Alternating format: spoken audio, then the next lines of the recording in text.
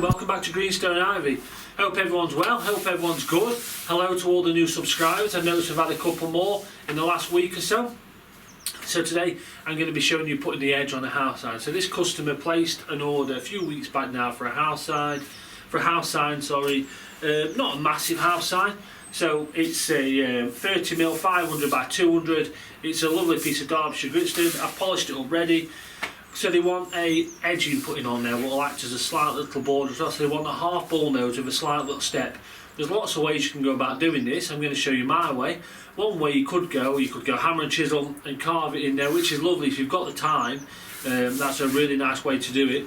Or you can get like the same size as your palm of your hand. You can get different sizes, like a polisher sander, so you can rub it along the edges, and as you're taking the stone away, it'll leave you the nice shape in there. It's another good way of doing it. You could use a rasp, you could use a file, and you could shape it in there.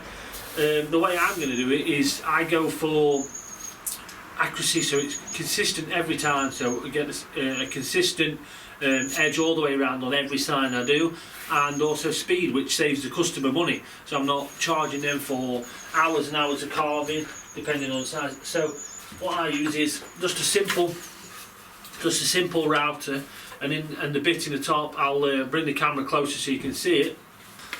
So as you can see, it's just got a simple bit in the top with the shape on a bearing running around. It's just a simple router. I bought it online, probably £40.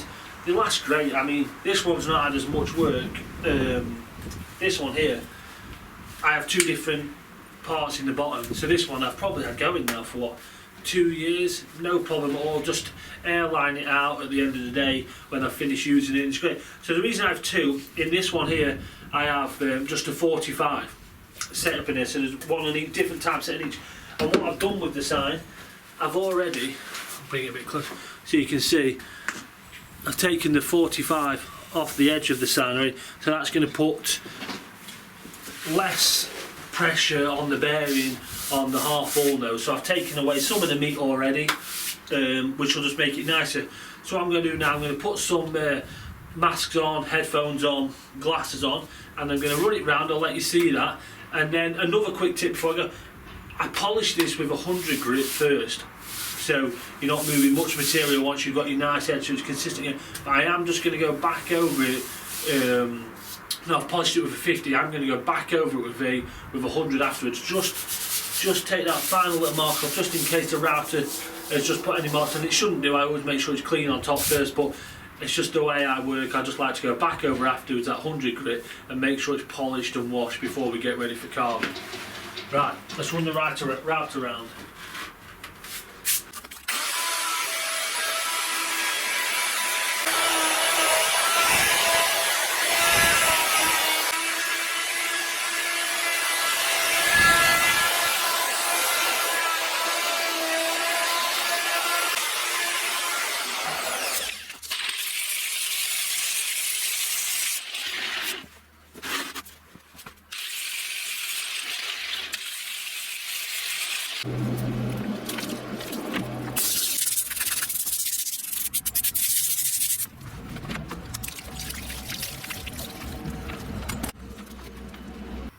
So that's it, you've just seen me, I've just washed it up, I've cleaned it all up, I've let it dry a little bit. If you've watched my previous videos, I like to put my stencil on while it's slightly damp stone. I think it draws that graphite into the stone for when I'm carving.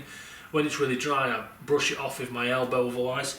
Yeah, and I think you'll agree that it's just stepping this down on this half bullnose on the outside really frames the sign up. I think it really makes it stand out, especially once this is carved and painted in. It'll really come to life. I'll do a video of me hanging this sign on the wall so you can see it in place. So I'm actually going to lay it down now, get carving on it. I hope you've enjoyed this little video. Hope you'll be able to use that little tip somewhere along the way on some of your stone projects, and I'll see you all next time.